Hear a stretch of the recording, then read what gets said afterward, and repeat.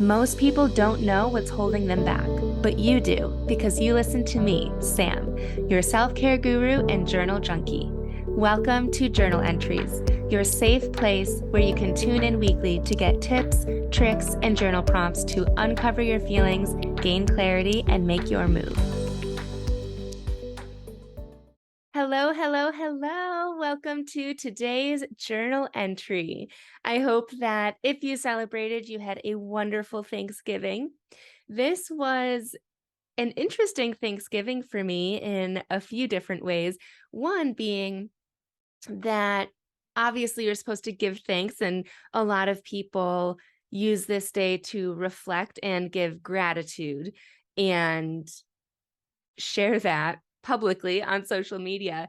And this was the first year where on Thanksgiving Day, not only did I not do any sort of post, but I also didn't reflect on like what I was grateful for. And it felt weird. I felt like something that I should do, but I feel like I do it so frequently, like every other day of the year. And I also felt, I don't know, like it was a challenge for me to really not to think of things because off the cuff I can think of a million things that I'm grateful for at any time, but it was just challenging for me to go there this year, if that makes sense. And I think it's because my life is just so different now than I ever had planned. And it's actually what inspired this episode. And so, this episode, we're going to be talking about change and how that can show up in our lives, what it might feel like, what you can do to process the emotions and to work through it and to continue forward because there's no other way, right? We have to move through it. And in thinking about how my life has changed, because that's such a broad statement, I realized that it's much simpler to pick a point in time that you can reference. Because once you do that, then you can think back and be like, okay, well, what was last Thanksgiving like? And the Thanksgiving before that like? And so that's what I did when I journaled this morning. And I actually reflected back 5 years. And so I have my journal open right now, and I'm just going to read through like just quick bullet points to give you a snapshot of what my life was like around this time of year. So this wasn't like me sitting down at Thanksgiving dinner each year, but just like what my life was like. So I started back in 2018. I was living in Kennebunk, Maine, Kennebunkport. I love Kennebunkport. I was happily married and I wrote blissfully unaware. That was all that came to me when I wrote down for 2018. 2019.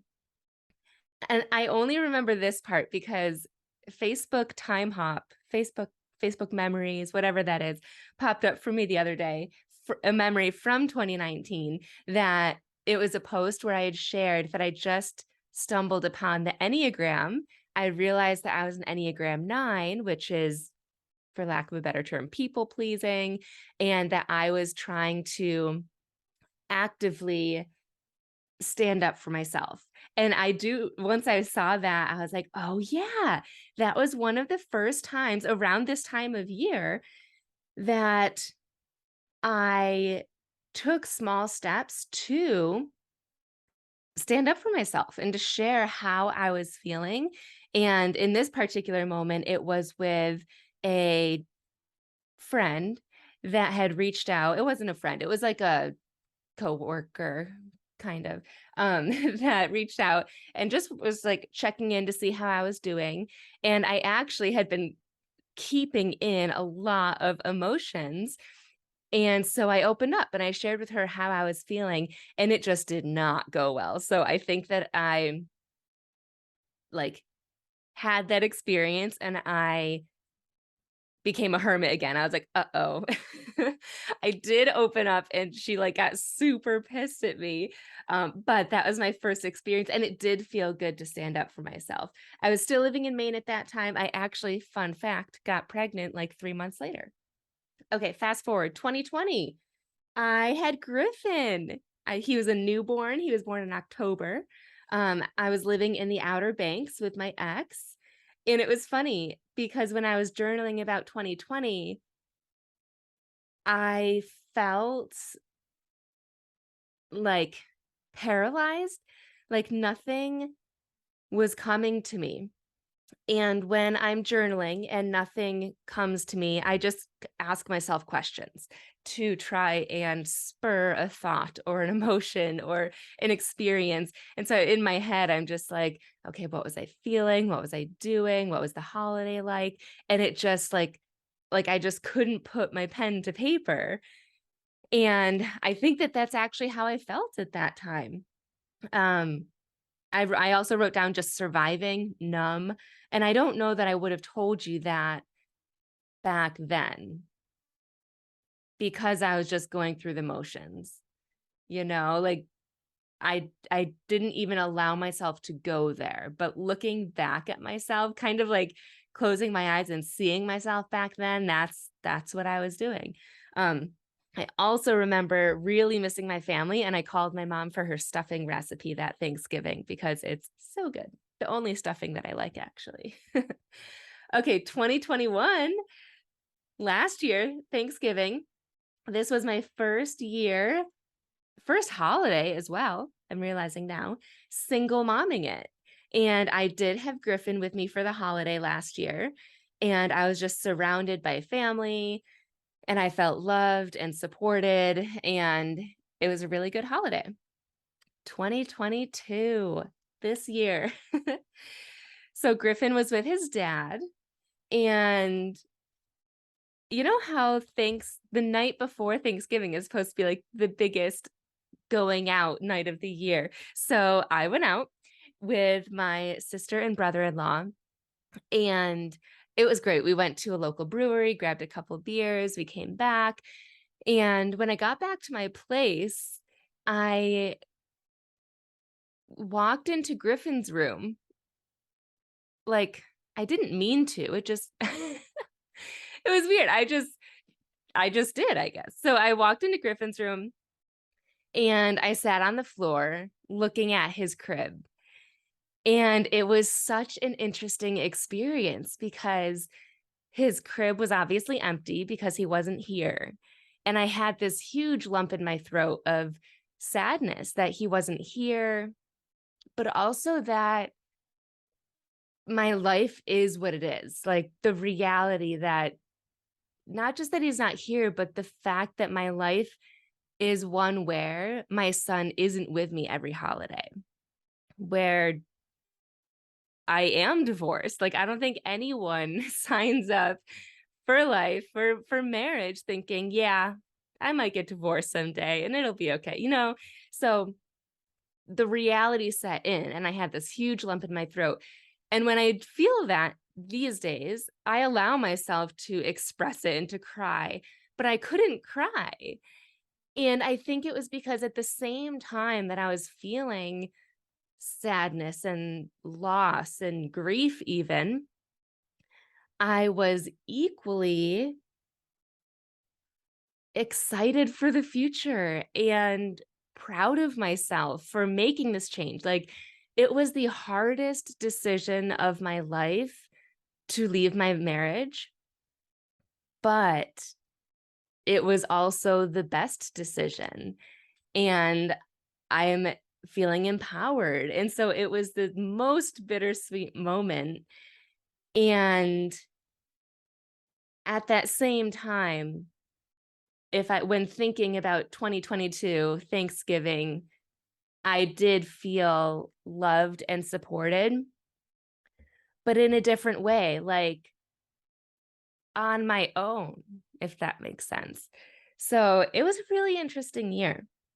And when thinking back of all these 5 years of all the change, I realized that change can be so many different things. And at first I was thinking I have probably experienced more change than many people, but then I was like, maybe not.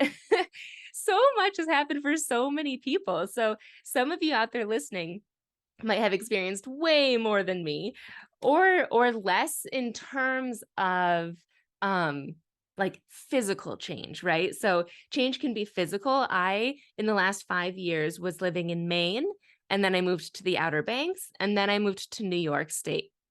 So that's change, right? And with moving comes feelings and emotions. And if you're moving with a partner, it's a dynamic. You have to work together, and that's a whole thing. Change can also be mental. For me personally, I went from wanting to stand up for myself to survival mode and kind of like becoming a hermit, to now when I was thinking of how I feel present day, I feel fulfilled and just whole. Change can also happen within relationships. I had a baby. I gave birth to a brand new life. I also got divorced. And living closer to family. All of those things are huge. I or change can also be emotional. I went from blissfully unaware, which is exactly how I felt, to then I felt like I was blissfully unaware until I couldn't be anymore, until I just couldn't hide it. And then that was when I started to feel lack in some sense, which for me was just unsupported, and like my partner wouldn't like I was always the one trying to compromise, and just what is that called? Like the awakening of like oh, this is what's happening. This is how it makes me feel. This is not how I want to feel. What the hell? What do I do? To now, how I feel emotionally, I was really thinking this is a time too where it was hard to put my pen to paper. And I was like prompting myself to get to write something of how I feel currently. And the word that came to me was ownership. I feel complete ownership over my life in the best way possible. And it feels really good. And then also, I think that we have to remember that there is also the emotional stress and anxiety and familial, stress that happens during the holidays, or just during other shifts. There's so many different types of changes. I shared with you what I've experienced, and you're probably thinking right now of how this relates to you and different things that you've experienced. All of that is change, and there is no experience that is bigger or less than mine.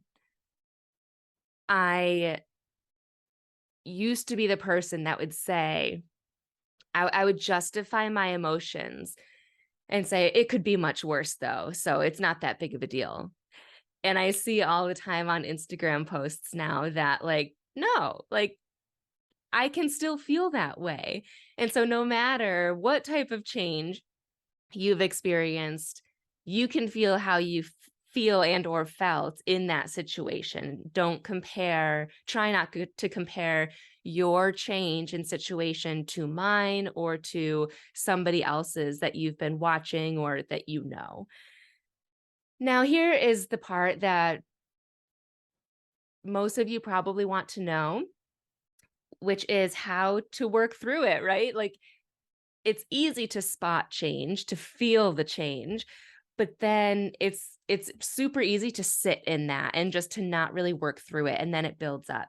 And so I wanted to share with you at least how I process change and the emotions specifically behind change. Because when I think back to the change, physical, there's like when I was moving from Maine to the Outer Banks, there are a whole lot of emotions behind that. And so for me, what every single type of change came back, boiled down to the emotional aspect. So when I was thinking of how I moved through it, I had to process the emotions. And so obviously you guys know that I love journaling. It's just, it allows me the time and space and peace to process. And I think that's the key. Anything that allows you to slow down, to disconnect, and to process, which is to ask yourself questions of, how am I feeling? And that's how I open up a lot of journal entries, especially if I'm feeling a certain way, like overwhelmed, even. I just start off by asking, how am I feeling? And then I dig into that. What's prompting that? Is there a trigger? How do I want to feel? What is the gap between there? Is there something that I can do or say, or someone that I can talk to about this? So for me, that's journaling. But I actually heard recently of, I forget what it's called, but like it's like journal art, where instead of journaling words, you draw. So maybe it's drawing for you, or maybe it's talking to a friend. But I want to point out, this is not going out to grab coffee with a friend and you just talk surface level. This is asking a friend to come over, sitting on your couch, and allowing yourself to share how you're feeling and the struggles and, um, the unsexy stuff, the stuff that's uncomfortable, which is a different dynamic in a friendship. But that's also what creates stronger friendships and stronger, sisterhoods. And so talking to a friend can be really helpful. And then therapy. You guys know I'm a big therapy fan. And the last idea I wrote down was walking. I get a lot of creative ideas, but also therapeutic feelings by walking, when I'm walking without music, without an audiobook, without my phone. And I can just allow myself to listen to myself, to process those emotions, to think about how I'm feeling. So, again, really anything where you can allow yourself to slow down, have that peace and space to ask yourself the hard questions, and to honor the emotions that you have and to not judge them, no matter how big, small, how ugly you feel that they might be. If you take the journaling route, you might feel better after one session. You might just need one journal entry to hash out all of your seasonal stress. um, and you might even, when you're journaling, ask, okay, how can I feel less stressed this week? And come up with your game plan. And you'll feel immaculately better at the end of that journal entry. There are other situations that take a longer time. And so give yourself grace. And this is where the habit of journaling is incredible, because some days you will have a breakthrough day and you're going to feel amazing. And then the very next day, you're going to feel like you can't tap into anything. Or you might have a really good day and you're just going to write in your journal, I feel really great today. I feel happy. I'm going to go pick up my son today, and it won't be any aha moments. So just establishing a habit behind journaling will allow you to slowly but surely and continually process those hard emotions that will inevitably come again. And that's actually what I do with my private coaching. I was thinking back on my own journey, and it took me years to get from even, the changes that we've talked about in this journal entry. But it took me 4 months to really sit down and start processing my emotions, to go from that place of confusion and I don't know what I want, slash I'm not honoring what I want and I don't know how to get it and I don't know what to do. And oh my God, to who I am now, which is someone who knows what she wants and knows how she wants to feel and is becoming more confident with how to ask for it and creating that life. It took me 4 months to become that version of myself. And so with my private coaching, it's a 4-month process where I walk with you through these emotions. But if you're listening on Monday, when this episode launches, there are still a few hours left of my Black Friday sale, which is what I'm calling my curative clarity call. So this is just one call with me. It's not 4 months. It's just one call, 45 minutes. And it's where I'm going to help you uncover your feelings so that you can gain clarity. You might be in that blissfully unaware stage that I was in. And so if you are, I'll help you uncover, how are you really feeling? um, and then my favorite part is having that clarity so that you can see what the next steps are, so that instead of staying stuck in that feeling or in that situation, you can move through the peaks and valleys of that emotion quicker, or you can move through those bigger emotions or situations more gracefully.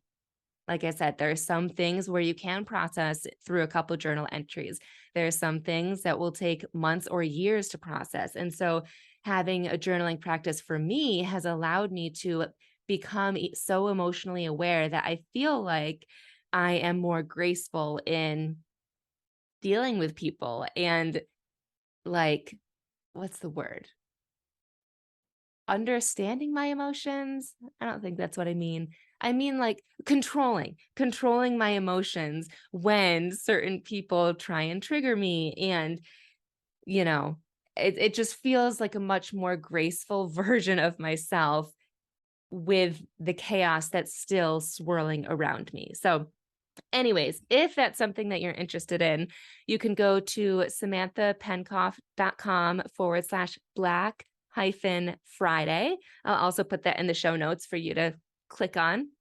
And then after Monday, then you can definitely work with me through my private coaching. But this is the last day for my one-on-one 45-minute call. But I hope that you really enjoyed this episode. And even more so, I hope that you allow yourself the time and space to reflect back on what change you are currently feeling, and in fact, how you're currently feeling, what changes are going on in your life, and how you want to feel. And hopefully some of you are aligned, but there are things every day, especially during the holiday season, that are a great opportunity to dig into, to dig a little bit deeper, to further our joy and fulfillment and ownership of our lives. So I hope that you have a wonderful week and that you enjoy the holiday season, no matter how much change is going on in your life. Thanks so much for tuning in to this week's journal entry. I love connecting with my listeners, so make sure you screenshot this episode and tag me on Instagram at samantha.s.says so I know you're listening. And don't forget to grab your free training and journal prompts at www.samanthapenkoff.com/podcast.